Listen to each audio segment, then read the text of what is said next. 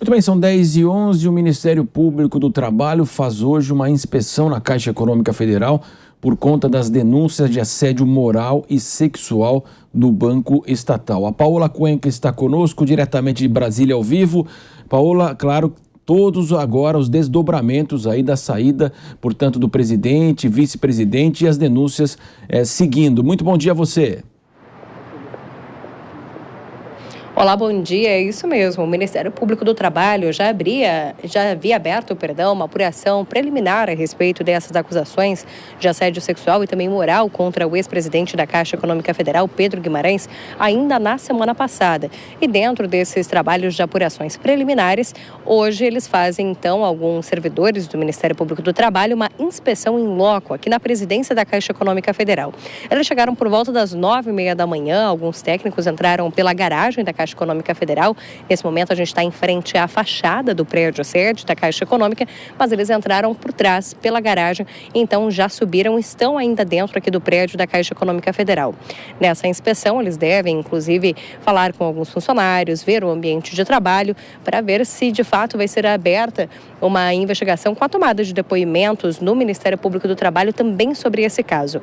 Além do MPT, também já estão apurando essa situação. A condução da investigação é feita pelo Ministério Público Federal e, além disso, a gente vê o Tribunal de Contas da União também solicitando uma apuração a respeito de quais são os combates e também as medidas de prevenção que são tomadas pela Caixa Econômica Federal para evitar que situações como essa de assédio sexual e moral que foram denunciadas por funcionários voltem a acontecer aqui dentro do ambiente de trabalho.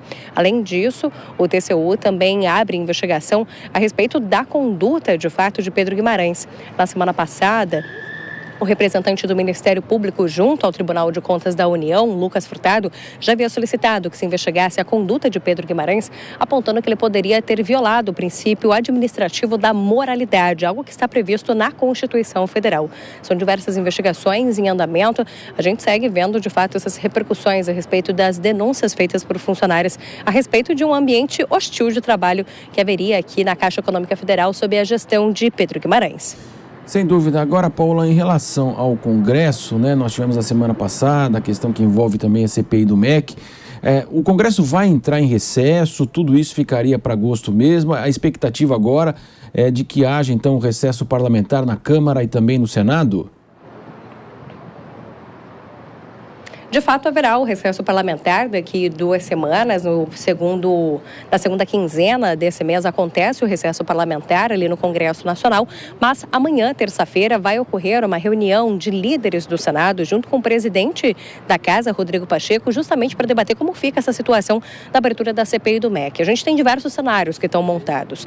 Um deles é o fato de que o senador Carlos Portinho, que é líder do governo no Senado Federal, faz um pedido para que sejam levadas em consideração as CPIs, os pedidos de abertura de CPIs que já foram feitos em ordem cronológica, ou seja, o pedido de abertura de comissão parlamentar de inquérito feito por Portinho, no caso das obras inacabadas da educação, tomaria a frente antes de instalação dessa CPI que poderia apurar casos de corrupção dentro do Ministério da Educação, que é a CPI que é proposta pelo senador Randolfo Rodrigues.